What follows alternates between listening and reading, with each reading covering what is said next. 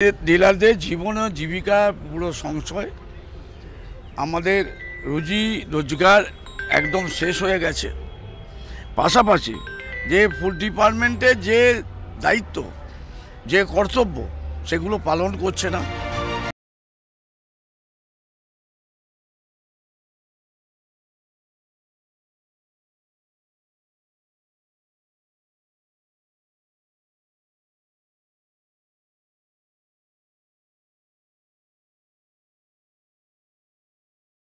মাধ্যমে যে রেশন দেওয়া হচ্ছে প্রত্যেকটা মেশিনে, পশ্চিমবঙ্গে বিশেষ করে মেশিনের স্টকে ভুলে ভরা।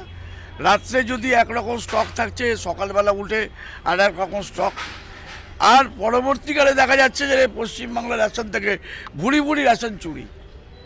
এই যে ব্যাপারগুলোর মধ্যে আমরা জড়াবো কেন? আমরা এর মধ্যে থেকে সরে দাঁড়াতে চাইছি।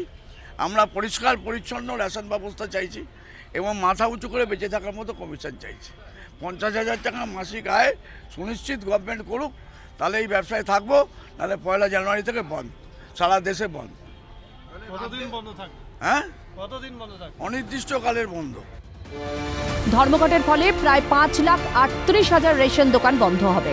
রাজ্যের প্রায় 20,271 দোকান বন্ধ থাকবে। কমিশন নিয়েই মূলত আপত্তি জানিয়েছে রেশন ডিলার অ্যাসোসিয়েশন। এছাড়া রাজ্যের বিভিন্ন রেশন সংক্রান্ত চুরির ঘটনায় রেশন ডিলারদের জড়িয়ে দেওয়া হচ্ছে বলেও অভিযোগ।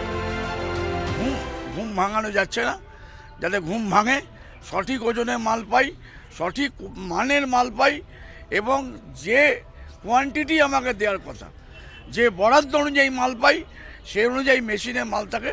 তার জন্যই আমাদের আন্দোলন। এতদিন ওজনে কমও পেয়েছে? ওজনে প্রচুর মাল কম পেয়েছে, মাসের পর মাস মাল মেরে দিয়েছে।